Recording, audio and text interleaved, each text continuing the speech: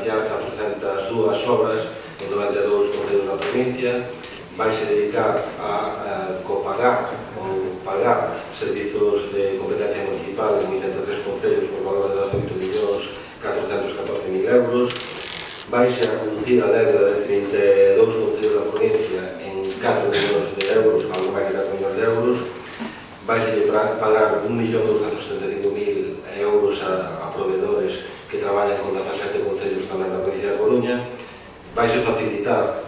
a financiación de outros plans por parte de 4 concellos en valor de 440.000 euros e tamén se asumen a redacción de proxectos por valor de 87.000 euros. Por lo tanto, estamos falando de unha cantidad importante de orzamentos que van a influir favorablemente na economía da nosa provincia e, por lo tanto, nós consideramos que é unha moi boa nova que este plan único chegue aquí antes do que chegou o ano pasado e o que ya suscite o apoio mayoritario por parte do grupo, se non é posible a unanimidade.